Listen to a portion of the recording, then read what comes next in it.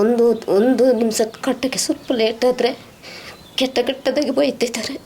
ನನಗೆ ಸಹಿಸೋಕ್ಕಾಗೋದಿಲ್ಲ. ಅದರಿಂದ ಸೂಸೈಡ್ ಮಾಡ್ಕೋದು. ಅದು ದುಡ್ಡು ಕಟ್ಟೋಕ್ಕಾಗದಿದ್ದರೆ ಯಾರ ಜೊತೆ ಮಲಗಿಬಿಟ್ಟು ದುಡ್ಡು ತಂದು ಕೊಟ್ಟು. ಅದು ಮೇಡಮ್ ಒಂದು ಮಾತು ಕೇಳಿಲ್ಲ. ಯಾಕೆ ಆ ಮಾತು ಹೇಳ್ತೀರಿ ಅಂತ ಕೇಳಿಲ್ಲ. ಅವ್ರನ್ನೇ ನೋಡ್ಕೊಂಡು ಎಗಡ್ಕೊಂತಿದ್ರು ಸರ್. ಆದರೂ ನನಗೆ ನೋವೊಂದೇ ಅಂತ ಸಂಪಾದನೆ ಮಾಡಿ ನಾನು ಈ ಧರ್ಮಸ್ಥಳ ಸಂಘ ದುಡ್ಡು ಕಟ್ಟಬೇಕಂತ ಮೇಡಮ್ ಹತ್ರ ಕೇಳೋಕೆ ಸಮೇತ ಅವರು ಏನು ಮಾತಾಡಿ. ನನಗೆ ಬಾಯಿಗೆ ಬಂದಾಗೆಲ್ಲ ಓಡಿ ದುಡ್ಡಿಲ್ಲದ್ರೆ ರೋಡಲ್ಲಿ ಬಿದ್ದು ಬೀರ್ಲಿತ್ತು ಸರ್. ಗಂಡ ಹೆಂಡತಿ ಜಗಳ ಆಯ್ತು ಸರ್. ಸಂಘ ಬೇರೊಬ್ರು 200 ರೂಪಾಯಿ ದುಡ್ಡು ಕೊಟ್ಟಿದ್ರು. ಅವರು ಬಂದು ಬಾಯಿಗೆ ಬಂದಾಗೆ ಬೈದ್ರು ಸರ್. ನನ್ನ ಗಂಡ ಏನು ಹೇಳಿಲ್ಲ ಸರ್. ನನಗೆ ತಡ್ಕೊಳಕ್ಕಾಗಿಲ್ಲ ಸರ್.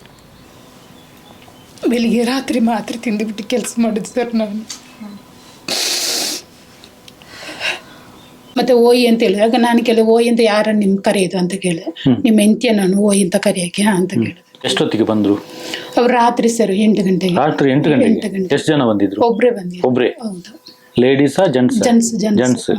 ಅವರ ಜೀವ ಉಳಿದ್ರೆ ಬಚಾವು. ಏನಾದರೂ ಹೆಚ್ಚು ಕಡಿಮೆ ಆಯಿತು ಅಂತ ಹೇಳಿದರೆ ಇನ್ನು ನಿಮ್ಮ ಮೇಲೆ ನಾವು ಸುಮ್ಮನೆ ಬಿಡೋಕ್ಕಿಲ್ಲ, ಆ್ಯಕ್ಷನ್ ತಗೊಳ್ತೀವಿ ನಾವು ಅಂತೇಳಿ ಸ್ವಲ್ಪ ಜೋರಾಗಿ ನಾನು ಮಾತಾಡಿದ್ದೀನಿ. ಈ SKDRDPದು ಸಂಘದ ದುಡ್ಡು ಎಲ್ಲಿಂದ ಎಲ್ಲಿವರೆಗೆ ತಗೊಂಡಿದ್ರು ನೋಡಿ. ಒಂದು ಗಂಡನ ಕಳ್ಕೊಂಡಿದ್ದಾರೆ, ಇಲ್ಲ ಮಕ್ಕಳನ್ನು ಕಳ್ಕೊಂಡಿದ್ದಾರೆ, ಇಲ್ಲ ಕಾಯಿಲೆಯಲ್ಲಿ ಹಾಸಿಗೆ ಹಿಡಿದಿದ್ದಾರೆ. ಇಂಥ ರೋಗಗಳೇ ಕಾಣ್ತಾ ಇದೆ ಹೊರತು ಒಳ್ಳೆದು ಯಾವುದು ಇವರು ಮುಂದೆ ಬಂದಿದ್ದು ಕಾಣ್ತಾ ಇಲ್ಲ. ಇದು ಧರ್ಮಸ್ಥಳ ಗ್ರಾಮ ಅಭಿವೃದ್ಧಿ ಯೋಜನೆ SKDRDP ಸಂಸ್ಥೆಯಲ್ಲಿ ಈ ಥರದ ಪರಿಸ್ಥಿತಿ ನಡೀತಾ ಇದೆ. ಇವರು ಗ್ರಾಮ ಅಭಿವೃದ್ಧಿ ಮಾಡ್ತಾರಂತೆ. ಪ್ರತಿ ಮನೆಯಲ್ಲಿ ಕಣ್ಣೀರಿನ ಹನಿಯಲ್ಲದೆ ಬೇರೆ ಏನಿಲ್ಲ, ನಡೀತಾ ಇಲ್ಲ. ಇಂಥ ತಾಯಿಯವರನ್ನು ಕಣ್ಣೀರು ಹಾಕಿದರೆ ಇವರಿಗೆ ಶಾಪ ಇವರಿಗೆ ತಟ್ಟದೆ ಇಲ್ಲಿ ಬಿಡ್ತದೆ. ಇದು ಅವ್ರು ಸರಿ ಸುಸೈಡ್ ಮಾಡ್ಕೊಳ್ಳೋಕೆ ಹೋದೆ. ಆದರೆ ಮಕ್ಕಳು ಯೋಚನೆ ತುಂಬ ಕಷ್ಟ ಆಗ್ತಿದೆ ಕಟ್ಟಲಿಕ್ಕೆ. ದುಡ್ದಿದೆಲ್ಲ ಇದು ಸಂಘಕ್ಕೆ ಕಟ್ತಿದ್ದೀವಿ. ಮನೆಗೆ ಅಕ್ಕಿ ಸಾಮಾನು ತರಕಾರಿ ಅಂತರದೇ ಇಲ್ಲ. ಮಕ್ಕಳದು ಮನೆಯಲ್ಲಿ ಕೂಡ ಚಿನ್ನಾಭರಣ ಯಾವುದಿಲ್ಲ, ಎಲ್ಲ ಮಡಗಿಬಿಟ್ಟೆ ನಾವು ಸಂಘ ಕಟ್ತಿರೋದು. ನಾವು ದುಡ್ಡು ಬಿಟ್ಟು ನಮಗೆ ಇದು ಕಟ್ಟಲಿಕ್ಕೆ ಆಗ್ತಿಲ್ಲ. ತಗೊಂಡಿದ್ದು ನಿಜ, ಕಟ್ತೇವೆ.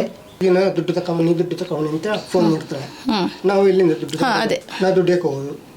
ಅದು ಪ್ರತಿದಿನ ಯಾರು ಕೊಡ್ತಾರೆ ನಮಗೆ ದುಡ್ಡು? ನಾವು ದುಡ್ಡಿದ್ರೆ ಮಾತ್ರ ಕೊಡ್ತಾರೆ, ವಾರಕ್ಕೆ ಕೊಡ್ತಾರೆ, ದಿನ ಕೊಡಲ್ಲ ಯಾರು. ಬೇರೆ ಎಲ್ಲ ಹತ್ರ ಕೇಳಿದ್ರೆ ನಮಗೆ ಮರೀದಿರಲ್ಲ. ಸಾಲ ಎಲ್ಲ ಮಣ್ಣು ಮಾಡಿದರೆ ನಾವು ಚೆನ್ನಾಗಿರ್ತೇವೆ. ನಾವು ದುಡ್ದೇನ ಅವಳು ದುಡಿಯೋದು ಬೇಡ, ನಾನು ಒಬ್ಬನೇ ದುಡ್ದು ಸಂಸಾರ ಸಾಗಿಸ್ತೇನೆ. ನನ್ನ ಒಬ್ಬನ ಸಂಬಳ ಸಾಕು. ಆಗ ನಿಮಗೆ ನೆಮ್ಮದಿ ಇದೆ ಅಂತ ಜ್ಞಾನ ಮಾಡ್ತಾ ಇದ್ದೀರಾ? ಹೌದು. ಹಲೋ, ನೇರ ಹೇಳಬೇಕು. ಎಂತಾಗಿದೆ ತಲೆಗೆ, ಹಣೆಗೆ, ಇಲ್ಲೆಲ್ಲ ಊದಿರೋದು? ಎಂತ ತಲೆನೋವಾ? ಅದು ಆಗಿ ಮೊದಲಿಂದಲೇ ಹತ್ರ ಹೊಡೆದಾಟ ಏನಿಲ್ಲ ಮೇಡಮ್. ಬೈಗಳ ಮಾತುಕತೆ ಅಷ್ಟೇ. ನಾನು ಜಗಳ ತಕ್ಷಣ ಮನೆ ಬಿಟ್ಟು ಹೊರಗಡೆ ಹೋಗ್ತೀನಿ. ಮಕ್ಕಳು ನನ್ನ ಹೊರಗೆ ಕಳಿಸ್ತೀನಿ. ನಾನು ಆ ಥರ ಅಲ್ಲ ನೋಡಿ, ಎಂತ ಗೊತ್ತಾ, ಸುಸೈಡ್ ಮಾಡ್ಕೊಳ್ಳೋದು ಬರೀ 5 ನಿಮಿಷದ ಕೆಲಸ. 5 ನಿಮಿಷನೂ ಬೇಡ, ಮನ್ಸು ಮಾಡಿ ಒಳಗೆ ಹೋದ್ರೆ ಹೊರಗಡೆ ಬರೋದು ಹೆಣನೇ, ಆಯ್ತಾ? ಅದನ್ನ ನೀವು ಇಬ್ರು ಅವರು ಹೆಂಗಸರಾದವರು ಮನೇಲಿ ತಿಳ್ಕೊಬೇಕು. ನಾನು 10 ರೂಪಾಯಿ ದುಡಿಯೋದು, ನನ್ನಿಂದ 20 ರೂಪಾಯಿ ನಾಳೆ ಕಟ್ಟಲಿಕ್ಕೆ ಆಗುತ್ತಾ ಅಂತ ಅವರು ಯೋಚನೆ ಮಾಡಬೇಕು ಫಸ್ಟೇ. ಈಗ ಹೇಳಿ ಸುಖ, ನಾವು ಗುಂಡಿಗೆ ಬಿದ್ದಾಗಿದೆ ಎದ್ದೊಳಕ್ಕಾಗಲಿ, ಇದೊಂದು ಸಲಕ್ಕೆ ತಪ್ಪು ಮಾಡಿ ಅಂತ ನಾವೇನು ಮಾಡೋಕ್ಕಾಗುತ್ತೆ? ಸಂಚಾರಿ ಸ್ಟುಡಿಯೋದ ಎಲ್ಲ ವೀಕ್ಷಕರಿಗೆ ಸ್ವಾಗತ. Suntikoppa pump house. ನಿಮ್ಮ ಹೆಸರು? ಜಯಂತಿ. ಮತ್ತೆ ನಿಮ್ಮ ಹೆಸರು? ರೇಖಾ. ಮತ್ತೆ ಅವರು? ಸುರೇಶ್. ನಿಮ್ಮ ಹಸ್ಬೆಂಡ್ ಸುರೇಶ್ ಮತ್ತೆ ಜಯಂತಿ ಅಲ್ಲ? ಇವರ ಮನೆಗೆ ನಾವು ಬಂದಿದ್ದೀವಿ. SKDRDP BC ಟ್ರಸ್ಟ್ ಎಲ್ಲ ಕಡೆ ಸಾಲ ಕೊಟ್ಟು ಬಡವರನ್ನು ಸಾಲದ ಶೂಲಕ್ಕೆ ಪೀಡಿಸಿ ತೊಂದರೆ ಕೊಡ್ತಾ ಇದ್ದಾರೆ. ಇದೆಲ್ಲ ಗೊತ್ತಿರುವಂತ ವಿಷಯ. ಈಗಾಗಲೇ ಹೈಕೋರ್ಟ್ ಇಂದ ಆದೇಶ ಆಗಿದೆ, ಧರ್ಮಸ್ಥಳ ಗ್ರಾಮಾಭಿವೃದ್ಧಿ ಯೋಜನೆ BC ಟ್ರಸ್ಟ್ ಇದ್ರ ಬಗ್ಗೆ ತನಿಖೆ ಮಾಡ್ಕೊಂತ ನಾವು ಈ ಅಭಿಯಾನ ಶುರು ಮಾಡಿದ್ದೇವೆ. ಹಾಗಾಗಿ ಕೊಡಗು ಜಿಲ್ಲೆಯಲ್ಲಿ ಈಗ ವಿರಾಜಪೇಟೆ ನಂತರ ಈಗ ನಾವು ಸೊಂಟಿಕೊಪ್ಪಕ್ಕೆ ಬಂದಿದ್ದೀವಿ. ರೀನಾ ಮೇಡಮ್ ಅವರಿಗೆ ಕಾಂಟ್ಯಾಕ್ಟ್ ಮಾಡಿದ್ದಾರೆ, ಹಾಗಾಗಿ ಬರ್ಲಿಕ್ಕೆ ಹೇಳಿದರೆ ಇವತ್ತು ಇಲ್ಲಿ ಬಂದಿದ್ದೀವಿ. ಧರ್ಮಸ್ಥಳ ಯೋಜನೆಯಲ್ಲಿ ತುಂಬಾ ನೊಂದಿದ್ದಾರೆ, ಮತ್ತೆ ಆತ್ಮಹತ್ಯೆ ಮಾಡಿಕೊಳ್ಳುವಂತ ಪರಿಸ್ಥಿತಿವರೆಗೂ ಇವರು ಟಾರ್ಚರ್ ಕೊಟ್ಟು ಮಾಡಿದ್ದಾರೆ. ಹಾಗಾಗಿ ಏನೆಲ್ಲ ಮಾಡ್ತಾ ಇದ್ದಾರೆ ಅಂತ ಅವ್ರ ಹತ್ರನೇ ಕೇಳೋಣ, ಏನು ಸಮಸ್ಯೆ ಆಗಿದೆ. ನಮಸ್ತೆ ಜಯಂತಿ ಅವರೇ, ಎಷ್ಟು ವರ್ಷ ಆಯ್ತು ಈ ಧರ್ಮಸ್ಥಳ ಗ್ರಾಮಾಭಿವೃದ್ಧಿ ಯೋಜನೆಯಲ್ಲಿ ನೀವು ಸಂಘಕ್ಕೆ? 10 ವರ್ಷ ಆಯ್ತು. 10 ವರ್ಷ ಆಯ್ತು. ಸಾಲ ತಗೊಂಡಿದ್ದೀರಾ? ಸಾಲ ತಗೊಂಡಿದ್ದೀವಿ. ಇವಾಗ ಎಷ್ಟು ಸಾಲ ಇದೆ? ಇವಾಗ 2.5 ಲಕ್ಷ. 2.5 ಲಕ್ಷ ಇದೆ. ಒಟ್ಟಿಗೆ ಇಲ್ಲಿವರೆಗೂ ಎಷ್ಟು ಸಾಲ ತಗೊಂಡಿರ್ಬೋದು? 10 ವರ್ಷದಲ್ಲಿ 10 ಲಕ್ಷ ಆಗಿರ್ಬೋದು. ಈಗ 2.5 ಲಕ್ಷ ಸಾಲ ಇದೆ. ವಾರಕ್ಕೆ ಎಷ್ಟು ಕಟ್ತಾ ಇದ್ದೀರಾ? 3600. 3600. ಇವಾಗ ಏನ್ ನಿಮಗೆ ಕಷ್ಟ ಆಗಿದೆಯಾ? ಕಷ್ಟ ಆಗಿದೆ ಸರ್. ಹೇಳಿ, ಕಟ್ಟಕ್ಕೆ ಕಷ್ಟ ಆಗ್ತದೆ. 3600 ಅಂತ ಕಮ್ಮಿ ಕಟ್ತೀವಿ ಅಂತ ಹೇಳೋದು ಅದು ಒಪ್ಪಲ್ಲ. ಈ ವಾರ ಕಂತು ಕಟ್ಟಕ್ಕಿಲ್ಲ ಅಂತ ಹೇಳೋದು ಅದ್ರೂ ಒಪ್ಪಲ್ಲ. ಕಟ್ಟಲೇಬೇಕು, ಇಲ್ಲದ್ರೆ ಹಂಗೆ ಮಾಡ್ತೀವಿ ಅಂತ ಹೇಳ್ತೇವೆ. ಈಗ ಯಾವ ಉದ್ದೇಶಕ್ಕೆ ಸಾಲ ತಗೊಂಡಿದ್ ನೀವು? ನಾವು ಸೆಂಟ್ರಿಂಗ್ ಕೆಲಸಕ್ಕಿಂತ ತಗೊಂಡಿದ್ವಿ ಸರ್. ಅದು ಆ ಕಡೆ ಈ ಕಡೆ ಸ್ವಲ್ಪ ಸಾಲ ಇತ್ತು ಹಂಗೆಲ್ಲ ಕೊಟ್ಟು. ಹಾ, ಸಾಲ ತಗೊಳ್ಳುವಾಗ ಏನು ಹೇಳಿದ್ರು ಅವರು? ಸಾಲ ತಗೋ ಏನು ಕರೆಕ್ಟಾಗಿ ಕಟ್ಟಬೇಕು ವಾರ ವಾರ ಅಂತೆಲ್ಲ ಹೇಳಿದ್ರು ಸರ್. ಇವಾಗ ನಿಮ್ಗೆ ಕಷ್ಟ ಆಗ್ತಾ ಇದೆ. ಕಷ್ಟ ಆಗ್ತದೆ ಸರ್. ಏನ್ ಕೆಲ್ಸಕ್ಕೆ ಹೋಗುದು ನೀವು? ನಾವು ತೋಟ ಕೆಲಸ ಸರ್. ಅವರು ಸೆಂಟ್ರಿಂಗ್ ಕೆಲಸ. ಸೆಂಟ್ರಿಂಗ್ ಕೆಲ್ಸಕ್ಕೆ ಹೋಗುದಾ? ಗಾರೆ ಕೆಲ್ಸಕ್ಕೆ ಹೋಗುದಾ? ನಮ್ಮ ವಿಡಿಯೋಗಳನ್ನೆಲ್ಲ ನೋಡಿದೀರಾ? ನೋಡಿದ್ವಿ. ರೀನಾ ಮೇಡಮ್ ಅವ್ರು ಹೇಗೆ ಕಾಂಟ್ಯಾಕ್ಟ್ ಮಾಡಿದ್ವಿ? ಅವರಂತ ನನಗೆ ಬೇರೊಬ್ರು ನಂಬರ್ ಕೊಟ್ಟರು, ಹಂಗೆ ಅವರು ನಾನು ಕಾಂಟ್ಯಾಕ್ಟ್ ಮಾಡಿದ. ಈಗ ನಮ್ಮ ವಿಡಿಯೋಗಳನ್ನೆಲ್ಲ ನೋಡಿದೀರಾ, ಲೆಕ್ಕಾಚಾರ ಮಾಡಿದೀರಾ. ಈಗ 2.5 ಲಕ್ಷ ಸಾಲ ತಗೊಂಡು ಎಷ್ಟು ಸಮಯ ಆಯ್ತು? ಒಂದು 7-8 ತಿಂಗಳು. 7-8 ತಿಂಗಳಾಯ್ತು. 3 ಲಕ್ಷ ತಗೊಂಡಿದ್ದು 2.5 ಲಕ್ಷ ಇದೆ. 50,000 ಕಟ್ಟಿದ್ದೀವಿ. ಈಗ ನೀವು ಲೆಕ್ಕಾಚಾರ ಮಾಡುವಾಗ ಹೆಚ್ಚುವರಿ ಬಡ್ಡಿ ಕಟ್ಟಿದ್ದು ಗೊತ್ತಾಯ್ತು, ಮತ್ತೆ ಈಗ ಕಷ್ಟ ಆಗ್ತಾ ಇದೆ ನಿಮ್ಗೆ ಕಟ್ಲಿಕ್ಕೆ ಆಗುದಿಲ್ಲ ಅಂತ ಹೇಳುವಾಗ ಏನ್ ಹೇಳಿದ್ರು? ಅವ್ರು ಹೇಳ್ತಿದ್ರು ಕಟ್ಲೇಬೇಕು ಅಂತ. ನಾನು ಆಗ್ಲೇ ಬೆಳಿಗ್ಗೆ ಸೇವಾ ಪ್ರತಿನಿಧಿ ಚಿತ್ರದ ಸೇವಾ ಪ್ರತಿನಿಧಿ ಚಿತ್ರ ಅವ್ರ ಹತ್ರ ಹೇಳಿದೆ, ನಮಗೆ ಈ ವಾರ ಕಟ್ಲಿಕ್ಕೆ ಹಣ ಇಲ್ಲ, ನಮ್ಮದು ಉಳಿತಾಯ ಹಣ ಇದೆಯಲ್ಲ ಅದನ್ನ ತೆಗೆದು ನೀವು ಕಟ್ಟಿಕೊಳ್ಳಿ ಅಂತ. ಅದೆಲ್ಲ ಆಗಲ್ಲ, ನೀವು ಕಟ್ಲೇಬೇಕು, ಅದು ಆಗಲ್ಲ, ಅದು ನಾವು ಮತ್ತೆ ಇನ್ನೊಬ್ರು ಸದಸ್ಯರ ಹತ್ರ ಕೇಳಿದೆ ನಾನು, ನಮಗೆ ಈ ವಾರ ಕಟ್ಲಿಕ್ಕೆ ಆಗಲ್ಲ, ಕೆಲಸ ಇಲ್ಲ, ನೀವು ಉಳಿತಾಯದಿಂದ ತೆಗೆದು ಅದಕ್ಕೆ ಕಟ್ಟಿಕೊಳ್ಳಿ ಅಂತ. ಅದೆಲ್ಲ ಆಗೋದಿಲ್ಲ, ಅದು ಎಲ್ಲರದ್ದು ಒಟ್ಟಿಗೆ ಇರುವುದು ಅಂತ. ಯಾರ ಅಕೌಂಟ್ ಅಲ್ಲಿ ಇರೋದು ಕಳಿತೀವಿ, ಸುಮ್ಮನೆ ಆಗ್ಲೇ ಕಟ್ ಮಾಡಿದ್ರು. ಈಗ ನೀವು ಕಟ್ಟೋದನ್ನು ನಿಲ್ಸಿದ್ದೀರಾ? ನಿಲ್ಸಿಲ್ಲ ಈ ವಾರ ಕಟ್ಲಿಕ್ಕೆ ಆಗಲ್ಲ ಅಂತ. ಈ ವಾರ ಯಾವತ್ತು ನಿಮ್ಗೆ? ವಾರದ ಮಂಗಳವಾರನ? ಈಗ ಮಂಗಳವಾರ ಕಟ್ಟಿಲ್ಲ ನೀವು? ನಾಳೆಲ್ಲ ನಾಡಿದ್ದು ಕಟ್ಟಕ್ಕೆ.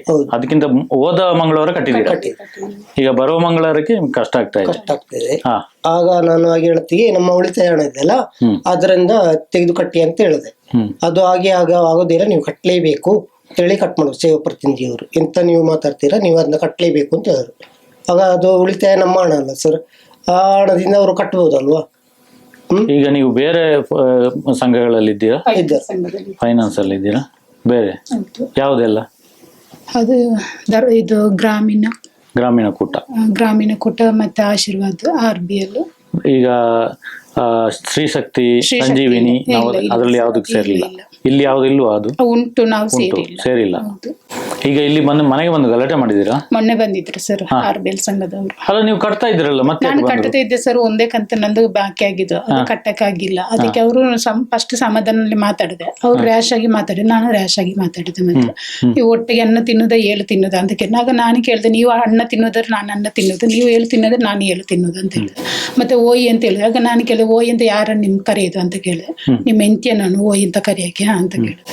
ಆಗ ಮತ್ತೆ ಹೇಳಿದ್ರು, ಏನು ನೀವು ಅಷ್ಟು ರ್ಯಾಶ್ ಆಗಿ ಮಾತಾಡೋದು ಅಂತ ಕೇಳಿದೆ. ಆಗ ನಾನು, ನೀವು ರ್ಯಾಶ್ ಆಗಿ ಮಾತಾಡಿ, ನಾನು ರ್ಯಾಶ್ ಆಗಿ ಅದೇ ಓಯಿ ಅಂತ ಹಂಗೇನೆ ಹೇಳಿದ್ರು ಸರ್. ಅನ್ನ ತಿನ್ನೋದ ಏಳು ತಿನ್ನೋದ ಅಂತ ಕೇಳಿ. ಎಷ್ಟೊತ್ತಿಗೆ ಬಂದ್ರು ಅವ್ರು? ರಾತ್ರಿ ಸರ್ 8 ಗಂಟೆಗೆ. ರಾತ್ರಿ 8 ಗಂಟೆಗೆ. ಎಷ್ಟು ಜನ ಬಂದಿದ್ರು? ಒಬ್ರೇ ಬಂದಿದ್ರು. ಒಬ್ರೇ? ಹೌದು. ಲೇಡೀಸಾ ಜೆಂಟ್ಸ್? ಜೆಂಟ್ಸ್. ಹೌದು, ಜೆಂಟ್ಸ್ ಬಂದಿದ್ದು ರಾತ್ರಿ. ಅವ್ರು ಯಾರು? ಸೇವಾ ಪ್ರತಿನಿಧಿಯಾ? ಅವರು ಇದು ಕಲೆಕ್ಷನ್ ಮಾಡೋ ಸರ್. ಈಗ ಯಾರದು ಸಮಸ್ಯೆ?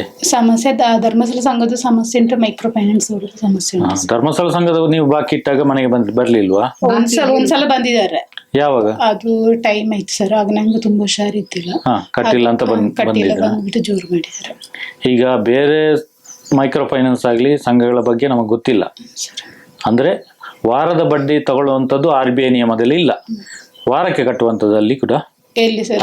ಅಲ್ಲಿ ಉಂಟು, ವಾರದ ನಾನಿಲ್ಲ, ಬೇರೆಯವರೆಲ್ಲ ಇದ್ದರು ವಾರ ಸಂಘದಲ್ಲೆಲ್ಲ. ನೀವು ಈಗ ಇದು ಮೈಕ್ರೋ ಫೈನಾನ್ಸ್ ಹೇಳಿದ್ರಲ್ಲ, ಗ್ರಾಮೀಣ ಕೂಟ, ಅದು ತಿಂಗಳಿಗೊಮ್ಮೆ ಕಟ್ಟಲಿಕ್ಕೆ? ವಾರಕ್ಕೊಮ್ಮೆ. ಅದೇ ವಾರಕ್ಕೊಮ್ಮೆ ಕಟ್ಟುವಂಥದ್ದು RBI ನಿಯಮದಲ್ಲಿ ಅದಿಲ್ಲ. ತಿಂಗಳಿಗೊಮ್ಮೆ ಕಟ್ಟುವಂಥದ್ದು, ಇಲ್ಲಾಂದ್ರೆ 3 ತಿಂಗಳಿಗೊಮ್ಮೆ ಕಟ್ಟುವಂಥದ್ದು ಇರೋದು. ನೀವು ನಿಮ್ಮ ದಾಖಲೆಗಳನ್ನು ಕೇಳಿ, ನಿಮ್ಗೆ ಗೊತ್ತಿದೆಯಲ್ಲ, ವಿಡಿಯೋ ಎಲ್ಲ ನೋಡಿದಿರಲ್ಲ. RBI ನಿಯಮದ ಪ್ರಕಾರ ನಮಗೆ ಸಂಘದ ಪಾಸ್ ಪುಸ್ತಕ ಕೊಡಿ, ಉಳಿತಾಯ ಪಾಸ್ ಪುಸ್ತಕ ಕೊಡಿ, ಆಮೇಲೆ ನಾವು ಇಲ್ಲಿವರೆಗೆ ಕಟ್ಟಿರುವಂಥದ್ದು ಅದಕ್ಕೆ ಸ್ಟೇಟ್ಮೆಂಟ್ ಕೊಡಿ. ಮತ್ತೆ ಇನ್ಶೂರೆನ್ಸ್ ಎಲ್ಲ ಮಾಡಿಸಿದ್ದೀರಾ? ಯಾವುದೆಲ್ಲ? ಅದು ಧರ್ಮಸ್ಥಳ ಸಂಘದಲ್ಲಿ ಮಾಡಿದ್ದಾರೆ. ಮೈಕ್ರೋ ಬಚತ್, PRK, ಅದಕ್ಕೆಲ್ಲ ಒರಿಜಿನಲ್ ಬಾಂಡ್ ಕೇಳಿ. ಈಗ ಇರುವಂತ ಉಳಿತಾಯಕ್ಕೆ ವಜಾ ಮಾಡ್ಕೊಳ್ಳಿ. ಮತ್ತೆ ಇನ್ನು ಮುಂದೆ ನಾನು ಸಾಲ ಬ್ಯಾಂಕಲ್ಲೇ ಹೋಗಿ ಕಟ್ತೇನೆ, ಅದು ನಮ್ಮ ಡಾಕ್ಯುಮೆಂಟ್ ಎಲ್ಲ ಸಿಕ್ಕಿದ ಮೇಲೆ. ಆಮೇಲೆ ನೀವು ಒಂದು ಕಂಪ್ಲೇಂಟ್ ಕೊಡಬೇಕು, ನಿಮ್ಗೆ ಈಗ ಏನು ಸಮಸ್ಯೆ ಆಗಿದೆ, ತೊಂದರೆ ಆಗಿದೆ, ಅದ್ರ ಬಗ್ಗೆ ಕಂಪ್ಲೇಂಟ್ ಕೊಡಬೇಕು. ನನ್ನ ಹೆಸರು ರೇಖಾ ಅಂತ. ನಾನು ಧರ್ಮಸ್ಥಳ ಸಂಘದಲ್ಲಿ ಇದ್ದೀನಿ ಸರ್. ಒಂದು ವಾರದಲ್ಲಿ ನಾನು ಕಟ್ಟಕ್ಕೆ ಸ್ವಲ್ಪ ಲೇಟ್ ಆಯ್ತು. ಲೇಟ್ ಆಗಿದೆ ಅಂತ ಹೇಳಿದ್ರೆ ನನ್ನ ಸಂಘ ದುಡ್ಡು ಇನ್ನೊಬ್ಳು ತಗೊಂಡು ಹೋಗಿದ್ದೆ. ನೀವು ಒಂದೇ ಸಂಘದವರ? ಇಲ್ಲ, ಬೇರೆ ಬೇರೆ. ನೀವು ಎಷ್ಟು ವರ್ಷ ಆಯ್ತು ಸರಿ? ನಾವು 13 ವರ್ಷ ಆಯ್ತು ಸರ್. 13 ವರ್ಷದಿಂದ ಧರ್ಮಸ್ಥಳ ಸಂಘದಲ್ಲಿ ಇದ್ದೀರಾ.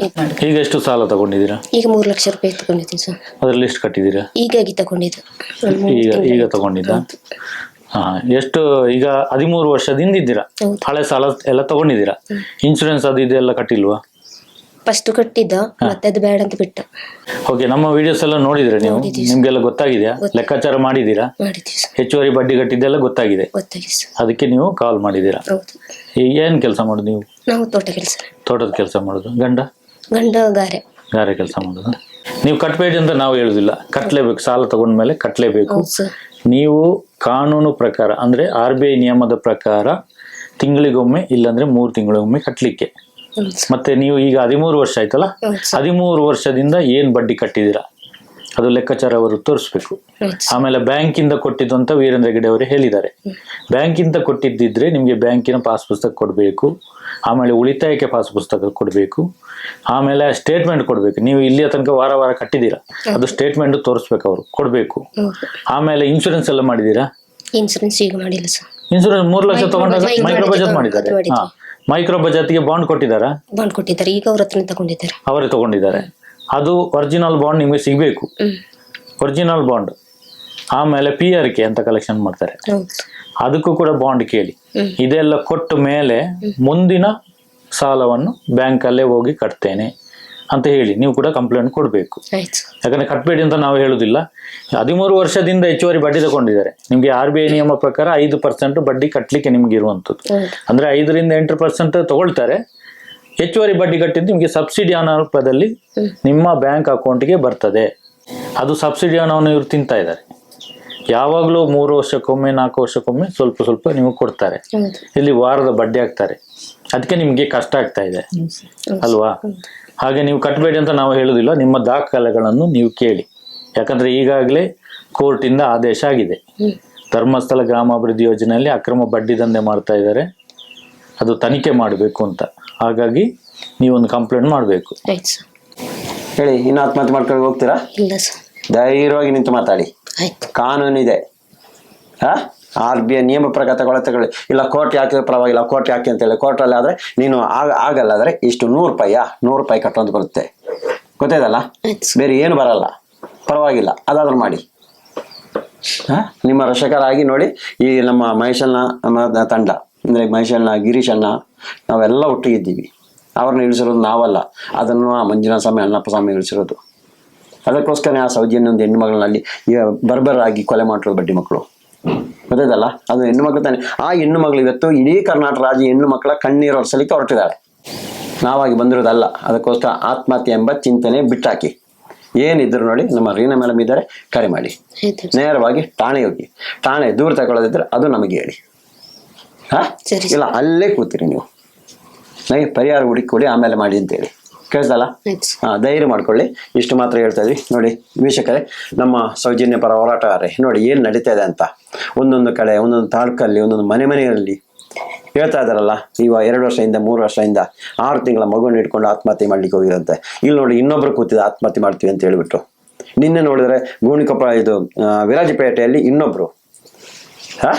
ಆ ಸೌಜನ್ಯ ಎಂಬುದು ಶಕ್ತಿ ಅಂತ ಹೇಳ್ತಾ ಇದೀವಲ್ಲ ನಾವು, ಅದು ಶಕ್ತಿನೇ.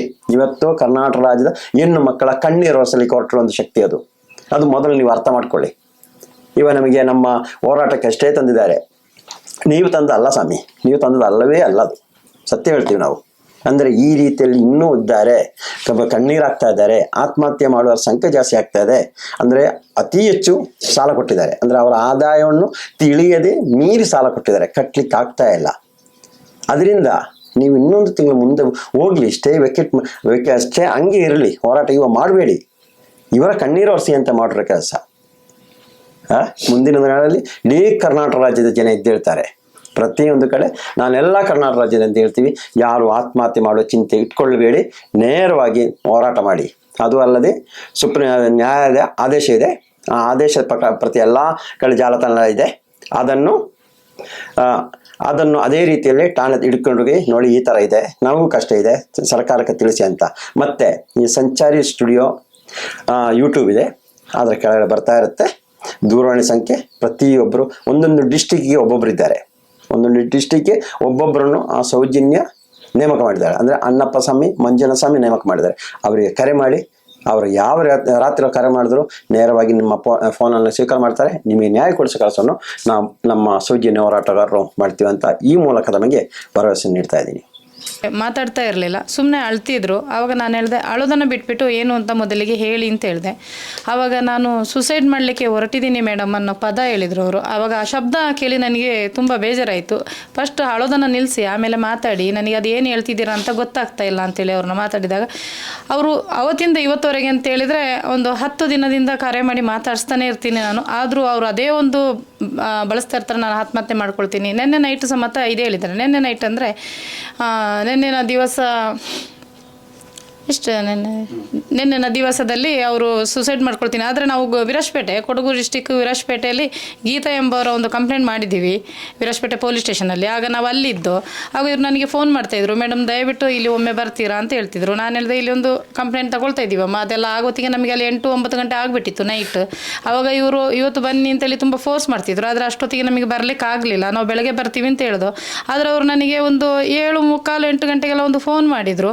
ಅಲ್ಲಿಂದ ನಾನು ಬರ್ತೀವಮ್ಮ, ನಾಳೆ ಹೇಗಾದರೂ ಮಾಡಿ ಬಂದು ಮಾತಾಡ್ಸ್ಕೊಂಡು ಹೋಗ್ತೀವಿ ಅಂತ ಹೇಳಿದೆ. 9-9:15 ಗಂಟೆಗೂ ಒಂದು ಫೋನ್ ಮಾಡಿದ್ದಾರೆ. ನಂತರ ಮೇಡಮ್ ನಾನು ಸೂಸೈಡ್ ಮಾಡ್ಕೊಳ್ತೀನಿ ಅಂದರು. ಅಲ್ಲಿಂದ ನಾನು ಆ ಥರ ಮಾತಾಡಬೇಡಿ ಅಂತ, ನಾನು ಸ್ವಲ್ಪ ಬ್ಯುಸಿನಿದ್ದೆ, ಆ ಥರ ಹೇಳಬೇಡಿ, ನಾವು ಬರ್ತೀವಿ, ನಮ್ಮ ಮೇಲೆ ನಂಬಿಕೆ ಇಡಿ ಅಂತ ಹೇಳಿದೆ. ಸ್ವಲ್ಪ ಹೊತ್ತಾಗೋತ್ತಿಗೆ ನಾನೇ ಕಾಲ್ ಮಾಡಿದೆ, ಮಾಡೋತ್ತಿಗೆ ಸ್ವಿಚ್ ಆಫ್ ಬರ್ತಿತ್ತು. ಆವಾಗ ನಾನು ನಮ್ಮ ತಂಡದವ್ರ ಹತ್ರ ಹೇಳಿದೆ, ಜಯಂತಿ ಹೀಗೆ ಹೇಳ್ಬಿಟ್ಟು ಈ ರೀತಿ ಮಾಡ್ತಿದ್ದಾರೆ ಅವರು, ನೋಡಿ ಸ್ವಿಚ್ ಆಫ್ ಬರ್ತಿದೆ ಅಂತ. ಆಗ ನಮ್ಮ ತಂಡದವರೆಲ್ಲ ತುಂಬ ಭಯಪಟ್ಟರು, ಏನಕ್ಕೆ ಈ ಥರ ಮಾಡ್ತಿದ್ದಾರೆ ಈ ಸಂಘ ಸಂಸ್ಥೆಯವರು, ನಾವೆಲ್ಲ ಇದ್ದೀವಲ್ಲ, ಅವ್ರನ್ನ ಹಳ್ಳಕ್ಕೆ ಬಿದ್ದವ್ರನ್ನ ಕೈ ಹಿಡಿದು ಎತ್ತಲಿಕ್ಕೆ ಇರೋದು ನಮ್ಮ ಸೌಜನ್ಯ ಪರ ಹೋರಾಟಗಾರರು, ನಾವು ಇದ್ದೇ ಇದ್ದೀವಿ. ಎಷ್ಟೇ ಇವರು ಮಿಡ್ನೈಟಲ್ಲಿ ಸಮೇತ ಫೋನ್ ಮಾಡಿದ್ರು, ನಾವು ಇವರ ಫೋನನ್ನ ಸ್ವೀಕರಿಸ್ತಾ ಇದ್ದೀವಿ. ಮತ್ತು ಅವರ ಪ್ರಾಬ್ಲಮ್ನ ನಾವು ಯಾವ ರೀತಿಯಲ್ಲಿ ಅಂತೇಳಿ ಈಗ ನಮ್ಮ ಕೈಯಲ್ಲಿ ಆಗೋಕ್ಕಿಲ್ಲ. ಅದು ನಮ್ಮ ಪೊಲೀಸ್ ಇಲಾಖೆ ನಮ್ಮ ಜೊತೆ ಕೈ ಜೋಡಿಸಬೇಕು. ಮತ್ತು ಇವರ ಏನೇ ಒಂದು ಪ್ರಾಬ್ಲಮಿಗೆ ಅವರು ನಮ್ಮ ಜೊತೆಗೆ ಅವರು ಕೈ ಜೋಡಿಸಿದಾಗ ಇವರ ಜೀವಗಳನ್ನ ನಾವು ಉಳಿಸ್ಬೋದು ಅಂತೇಳಿ ನಾನು ಈ ಮೂಲಕ ಹೇಳ್ಕೊಳ್ತೀನಿ. ಮತ್ತು ರೇಖಾ ಅವರ ಪ್ರಾಬ್ಲಮ್ ಅಂತೇಳಿದರೆ ಅವರು ಸಹ ಅಷ್ಟೇ ನನಗೆ ಕರೆ ಮಾಡಿದರು. ಕರೆ ಮಾಡಿದಾಗ ಅವರು ತುಂಬ ಹಿಂದೆ ಮುಂದೆ ನೋಡ್ತಾ ಇದ್ರು ಮಾತಾಡಲಿಕ್ಕೆ. ಒಂದು ದಿವಸ ಅವರ ಸಂಘದವರು ಬಂದುಬಿಟ್ಟು ತುಂಬ ಗಲಾಟೆ ಮಾಡ್ತಾಯಿದ್ರು. ಆವಾಗ ಸಂಘದವರಿಗೆ ನಾನು ಒಂದು ಸಲ ನೀವು ಸ್ಪೀಕರ್ ಹಾಕಿಬಿಟ್ಟು ಅವರಿಗೆ ಕೊಡಿ ಮೊಬೈಲ್ ಅಂತ ಹೇಳಿದೆ. ಆಗ ಸಂಘದವರಿಗೂ ನನಗೆ ಸ್ವಲ್ಪ ಮಾತಾಯಿತು. ಅವರು ಎಷ್ಟು ಗಂಟೆ ಆಗಿತ್ತು ಅಂತ ಹೇಳಿದರೆ ಅದು ಅವ್ರನ್ನೇ ಕೇಳಬೇಕಾಗ್ತದೆ. ಅವ್ರು ಹೇಳ್ತಾರೆ, ಇವಾಗ ನಾನು ಮಾತಾಡಿಸ್ತೀನಿ ಅವ್ರನ್ನ. ಆವಾಗ ಅಷ್ಟು ಗಂಟೆವರೆಗೂ ಅವರು ಸಹ ಗಲಾಟೆ ಮಾಡ್ತಾಯಿದ್ರು. ನಾನು ಅವಾಗ ಹೇಳಿದೆ, ನೋಡಿ ನೀವೊಂದು ಗಂಡಸರಾಗಿಬಿಟ್ಟು ಮನೆ ಹತ್ರ ಬಂದುಬಿಟ್ಟು ಹೆಂಗಸರಿಗೆ ಬೆಳಗಿಂದ ಸಂಜೆವರೆಗೆ ಹಿಂಗೆ ನಿಂತು ಅವರಿಗೆ ಟಾರ್ಚರ್ ಮಾಡ್ತಾಯಿದ್ರೆ, ಈಗ ಲೇಡಿ ಹೋಗಿಬಿಟ್ಟಿದ್ಲು, ಯಾರು ರೇಖಾ ಅಂತ ಹೇಳೋರು ಮನೆಯಿಂದ ಹೊರಟು ಹೋಗ್ಬಿಟ್ಟಿದ್ರು. ಅವರ ಮಗಳದು ಮೊಬೈಲಿಂದ ಕಾಲ್ ಬಂದಿದ್ದು. ಆಗ ನಾನು ನಿಮ್ಮಮ್ಮ ಎಲ್ಲಿಗೆ ಹೋದರು ಅಂತ. ಹೀಗೆ ನಡ್ಕೊಂಡು ಹೋದರು. ಆ ಕಡೆ ಎಲ್ಲೋ ಸ್ವಲ್ಪ 300 ರೂಪಾಯಿ ಅಡ್ಜಸ್ಟ್ ಮಾಡಿದ್ರೆ ಆಗ್ತಿತ್ತೇನೋ ಅಂತ ಹೇಳ್ಕೊಂಡು ಹೋಗಿದ್ದಾರೆ ಮೇಡಮ್ ಅಂತ ಹೇಳಿದರು. ಆಗ ನಾನು ಹೇಳಿದೆ, 300 ರೂಪಾಯಿ ಅಡ್ಜಸ್ಟ್ ಮಾಡ್ಕೊಂಡು ಬರ್ತಾರೋ, ಅಲ್ಲ ಅವರೇ ಜೀವ ಕಳ್ಕೊಂಡು ಬರ್ತಾರೋ ಅಂತ ಹೇಳ್ಕೊಂಡು ನಾನು ಸಂಘದವ್ರ ಜೊತೆ ಸ್ವಲ್ಪ ರೈಸ್ ಆಗಿ ಮಾತಾಡಿದೆ. ಆ ರೀತಿ ಮಾಡಬೇಡಿ, ಈಗ ಹೋಗಿದ್ದಾರೆ ಅವರು, ಅವರ ಜೀವ ಉಳಿದ್ರೆ ಬಚಾವು, ಏನಾದರೂ ಹೆಚ್ಚು ಕಡಿಮೆ ಆಯಿತು ಅಂತ ಹೇಳಿದರೆ ಇನ್ನು ನಿಮ್ಮ ಮೇಲೆ ನಾವು ಸುಮ್ಮನೆ ಬಿಡೋಕ್ಕಿಲ್ಲ, ಆ್ಯಕ್ಷನ್ ತಗೊಳ್ತೀವಿ ನಾವು ಅಂತೇಳಿ ಸ್ವಲ್ಪ ಜೋರಾಗಿ ನಾನು ಮಾತಾಡಿದ್ದೀನಿ. ಅದಕ್ಕೆ ಅವರು ಸ್ವಲ್ಪ ಬೇರೆ ಬೇರೆ ಥರದಲ್ಲಿ ಮಾತಾಡಿದರು. ಅದನ್ನು ಇವಾಗ ನಾನು ಇದರಲ್ಲೆಲ್ಲ ವಿವರಿಸಲಿಕ್ಕೆ ಹೋಗೋಕ್ಕಿಲ್ಲ, ಅದನ್ನು ಅವರೇ ಹೇಳ್ತಾರೆ ಕೇಳಿ. ಮತ್ತು ಇವರ ನಮ್ಮ ಈ ಸಾವಿತ್ರಿ ಅವ್ರದ್ದು ಸಹ ತುಂಬ ಪ್ರಾಬ್ಲಮ್ ಇದೆ. ನನಗೆ ಇಲ್ಲಿವರೆಗೆ ನಾನು ಬರಲಿಕ್ಕೆ ಕಾರಣ ಬರ್ಬೋದಾಗಿತ್ತು, 1 ತಿಂಗಳು 2 ತಿಂಗಳು ಬಿಟ್ಟು ಇನ್ನು ನಾವು ಬರಲಿಕ್ಕೆ ಇನ್ನೂ ದಿನಗಳಿತ್ತು. ಆದರೆ ನಾನು ಈ ನ್ಯೂ ಇಯರ್ ತಿಂಗಳಲ್ಲೇ ಜನವರಿಯಲ್ಲೇ ಬರಬೇಕು ಅಂತ ಇಟ್ಕೊಂಡಿಲ್ಲ. ಇವರು ಸಹ ಅದೇ ಪ್ರಾಬ್ಲಮ್ ಹೇಳಿದರು. ಸಣ್ಣ 2 ಮಕ್ಕಳನ್ನ ತಗೊಂಡು ಸುಸೈಡ್ ಮಾಡಿದರೆ ಈಗ ನಾನು 2 ವರ್ಷ ಆಗಿ ಹೋಗ್ತಿತ್ತು ಮೇಡಮ್ ಅಂತ ಹೇಳೋತ್ತಿಗೆ ಅದು ನನಗೆ ತುಂಬ ಬೇಜಾರಾಯಿತು. ಏನೇ ಒಂದು ನಾವು ಸಂಘದ ಬಗ್ಗೆ, ಧರ್ಮಸ್ಥಳ ಸಂಘ, SKDRDP ಬಗ್ಗೆ ತೆಗೆದ್ರೆ ಸುಸೈಡ್ ಅನ್ನೋದು ಬಿಟ್ಟರೆ ನಾವು ಬದುಕಿದ್ದೀವಿ ಅನ್ನೋದು ನಮ್ಮ ಕಣ್ಣಿಗೆ ಕಾಣ್ತಾ ಇಲ್ಲ. ಎಲ್ಲ ಇದೇ ಪ್ರಾಬ್ಲಮ್ ಹೇಳ್ತಿದ್ದಾರೆ. ಮತ್ತು ತುಂಬ ಜನ ಮುಂದೆ ಬರಲಿಕ್ಕೆ ಪ್ರಯತ್ನ ಪಡ್ತಿದ್ದಾರೆ. ಆದರೆ ಇಲ್ಲಿ ಒಂದು ಏನು ಅಂತ ಹೇಳಿದರೆ ನಮಗೆ ಭಯ ಆಗ್ತದೆ ಮೇಡಮ್, ಮುಂದೆ ಬರಲಿಕ್ಕೆ ಆಗ್ತಿಲ್ಲ ಅಂತ ಕೆಲವರು ಹೇಳ್ತಾರೆ. ಕೆಲವರು ನಮ್ಮ ಮಕ್ಕಳು ಹೊರಗಡೆ ಕೆಲಸಕ್ಕೆ ಹೋಗ್ತಾರೆ, ಅವರು ನೈಟ್ ಬರೋದು, ಏನಾದರೂ ಹೆಚ್ಚು ಕಡಿಮೆ ಆದರೆ ಯಾರ ಹೆಚ್ಚು ಕಡಿಮೆ ಆಗ್ತದೆ ಅನ್ನೋದು ಇಲ್ಲಿ ಗೊತ್ತಾಗ್ತಾ ಇಲ್ಲ. ಅದನ್ನು ಪೊಲೀಸ್ ಇಲಾಖೆಯವರು ಆಯಾಯ ಜಿಲ್ಲೆಗಳಲ್ಲಿ ಆಗಲಿ, ಅಲ್ಲ ಆಯಾಯ ತಾಲೂಕಲ್ಲಿ ಆಗಲಿ, ಅಲ್ಲ ಅಕ್ಕಪಕ್ಕದಲ್ಲಿ ಆಗಲಿ ಅವರವರು ಅದನ್ನು ನೋಡ್ಕೊಳ್ಬೇಕು. ಏನಾದರೂ ಹೆಚ್ಚು ಕಡಿಮೆ ಆದರೆ ಅದಕ್ಕೆ ಪೊಲೀಸವರು ಸಹಕರಿಸಬೇಕಾಗ್ತದೆ. ನೋಡಿ ಅವರು ಎಷ್ಟು ಭಯಪಡ್ತಿದ್ದಾರೆ ಅಂದರೆ ಮುಂದೆ ಬಂದು ಏನು ಹೇಳ್ಕೊಳ್ತಾ ಇಲ್ಲ. ಮನೆ ಒಳಗೆ ಸಂಘದವರು ಬಂದು ಟಾರ್ಚರ್ ಮಾಡೋದು, ಬೆಳಗ್ಗೆ ಇಲ್ಲದ್ರೆ ಸಂಜೆ ಬಂದು 9 ಗಂಟೆ 10 ಗಂಟೆವರೆಗೆ ಅವರು ಟಾರ್ಚರ್ ಮಾಡೋದು. ಹೊರಗಡೆ ಹೋದ ಮಕ್ಕಳು ಮನೆಗೆ ಬಂದಿಲ್ಲ ಅಂತೇಳಿ ತಾಯಂದಿರು ಕಾಯ್ಕೊಂಡು ಕೂರೋದು. ಇದು ತೋಟಕ್ಕೆ ಹೋಗ್ತಾರೆ ಕೆಲಸಕ್ಕೆ, ಬೆಳಗ್ಗೆಯಿಂದ ಮೈ ಮುರಿದು ಸಂಜೆವರೆಗೆ ಕೆಲಸ ಮಾಡಿ ಮನೆಗೆ ಬರ್ತಾರೆ. ಬಂದು ನೋಡೋತ್ತಿಗೆ ಅವರ ಸಂಘ ಸಂಸ್ಥೆ ಇದು. ಮತ್ತು ನಮ್ಮ ಈ ಜಯಂತಿಯವರ ಮನೆಯಲ್ಲಿ ಸ್ವಲ್ಪ ಇನ್ನೊಂದು ಥರದಲ್ಲಿ ಪ್ರಾಬ್ಲಮ್ ಇದೆ. ಏನು ಅಂತ ಹೇಳಿದರೆ ಅವರ ಹಸ್ಬೆಂಡ್ ಸ್ವಲ್ಪ ನನಗೆ ಕಾಲ್ ಮಾಡಿ ಮಾತಾಡಿದರು. ಆಗ ಏನು ಸರ್ ಅಂತ ಹೇಳೋತ್ತಿಗೆ ಅವರು ನನಗೆ ಹೇಳಿದರು, ಅದು ಸಹ ಈಗ ಅವರ ಬಾಯಿಂದಲೇ ನಾನು ಮಾತಾಡಿಸ್ತೀನಿ. ಅವ್ರು ಹೇಳಿದರು, ಮಕ್ಕಳಿಗೆ ಬರೋ ಸ್ಕಾಲರ್ಶಿಪ್ ಸಮೇತ ಅದು ಸಂಘದ ದುಡ್ಡು ಕಟ್ಟುತ್ತಾ ಇದ್ದೀವಿ. ನನ್ನ ತಾಯಿ ಒಬ್ಬರು ಇದ್ದಾರೆ ವಯಸ್ಸಾದವರು, ಅವರಿಗೆ ಬರೋಂಥ ಪೆನ್ಷನ್ ದುಡ್ಡು ಸಮೇತ ನಾನು ಅದು ಸಂಘಕ್ಕೆ ಕಟ್ತಾ ಇದ್ದೀವಿ ಅಂತ ಹೇಳಬೇಕಾದ್ರೆ ಆವಾಗ ಇವರು ಕೊಟ್ಟ ದುಡ್ಡು ಏನಾಗಿದೆ ಎಂತ ಆಗ್ತಾ ಇದೆ ಅಂತೇಳಿ ಗೊತ್ತಾಗ್ತಾ ಇಲ್ಲ. ಎಲ್ಲ ಸಾಲದ ಮೇಲೆ ಸಾಲ ಮತ್ತು ಆ ದುಡ್ಡಿನಲ್ಲಿ ಇವರಿಗೆ ಬೇಕಾದಷ್ಟು ಕಾಯಿಲೆಗಳೇ ಬರ್ತಾ ಇದೆ ಹೊರತು ಯಾವುದು ಇವರು ಭಂಡಾರದಲ್ಲಿ ಆಗಲಿ ಬ್ಯಾಂಕಲ್ಲಿ ಆಗಲಿ ಇವರು ಇಟ್ಟುಕೊಂಡು ಕೂತಿಲ್ಲ. ಎಲ್ಲ ಸಂಘದಲ್ಲೇ ಹೋಗ್ತಾ ಇದೆ. ಒಂದು ಸಂಘದಿಂದ ತೆಗೆಯೋದು, ಒಂದು ಸಂಘ ಮುಚ್ಚೋದು. ಈ SKDRDP ಸಂಘದ ದುಡ್ಡು ಎಲ್ಲಿಂದ ಎಲ್ಲಿವರೆಗೆ ತಗೊಂಡಿದ್ರು ನೋಡಿ. ಒಂದೋ ಗಂಡನ ಕಳ್ಕೊಂಡಿದ್ದಾರೆ, ಇಲ್ಲ ಮಕ್ಕಳನ್ನು ಕಳ್ಕೊಂಡಿದ್ದಾರೆ, ಇಲ್ಲ ಕಾಯಿಲೆಯಲ್ಲಿ ಹಾಸಿಗೆ ಹಿಡ್ದಿದ್ದಾರೆ. ಇಂಥ ರೋಗಗಳೇ ಕಾಣ್ತಾ ಇದೆ ಹೊರತು ಒಳ್ಳೆದು ಯಾವುದು ಇವರು ಮುಂದೆ ಬಂದಿದ್ದು ಕಾಣ್ತಾ ಇಲ್ಲ. ಅದನ್ನು ಒಂದ್ಸಲ ಅವರ ಬಾಯಿಂದಲೇ ಕೇಳಿಸ್ತೀನಿ, ಅವರೇ ಮಾತಾಡ್ತಲೇ. ನನ್ನ ಹೆಸರು ರೇಖಾ ಅಂತ. ನಾನು ಧರ್ಮಸ್ಥಳ ಸಂಘದಲ್ಲಿ ತುಂಬ ನೋವು ಪಡ್ತಾ ಇದ್ದೀನಿ ಕೂಡ. ಒಂದು ನಿಮಿಷ ಕಟ್ಟಕ್ಕೆ ಸ್ವಲ್ಪ ಲೇಟ್ ಆದರೆ ಕೆಟ್ಟದಾಗಿ ಬೈತಿದ್ದಾರೆ.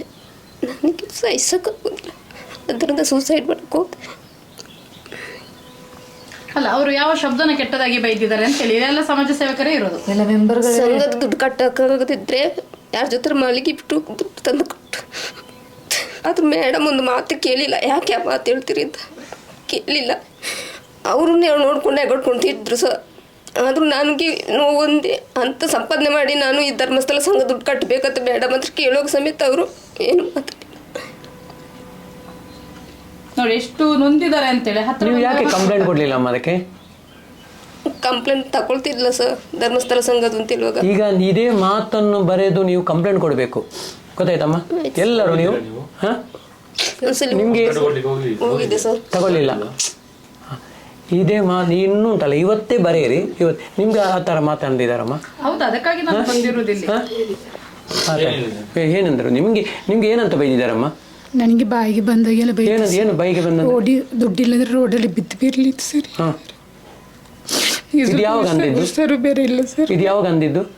2 ತಿಂಗಳಿದ್ದು ಸರ್. 2 ತಿಂಗಳು. ಮತ್ತೆ ನಿನ್ನೆ ನೀವು ಸಾಯ್ತೇನಂತ ನಿನ್ನೆ ರಾತ್ರಿ ಕಾಲ್ ಮಾಡಿ? ನಮಗೆ ಗಂಡ ಹೆಂಡತಿ ಜಗಳ ಆಯ್ತು ಸರ್. ಸಂಘ ಬೇರೊಬ್ರು 200 ರೂಪಾಯಿ ದುಡ್ಡು ಕೊಟ್ಟಿದ್ರು. ಅವರು ಬಂದು ಬಾಯಿಗೆ ಬಂದಾಗೆ ಬೈದ್ರು ಸರ್. ಗಂಡ ಏನು ಹೇಳಿಲ್ಲ ಸರ್.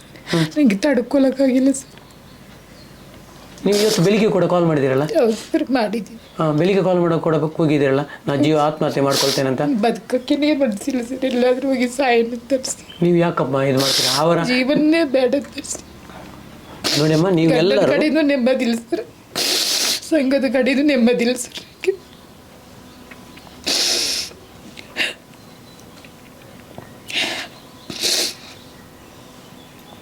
ಬೆಳಿಗ್ಗೆ ರಾತ್ರಿ ಮಾತ್ರ ತಿಂದುಬಿಟ್ಟು ಕೆಲಸ ಮಾಡಿದ್ದು ಸರ್ ನಾನು.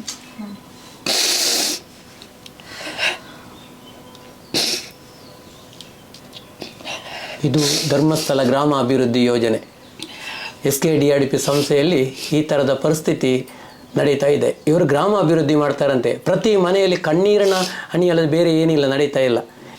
ಇಂಥ ತಾಯಿಯವರನ್ನು ಕಣ್ಣೀರು ಹಾಕಿದರೆ ಇವರಿಗೆ ಶಾಪ ಇವರಿಗೆ ತಟ್ಟದೆ ಇಲ್ಲಿ ಬಿಡ್ತದೆ. ಇದು ಅವ್ರು ಸರಿ ಸೂಸೈಡ್ ಮಾಡ್ಕೊಳಕ್ಕೆ ಹೋದೆ.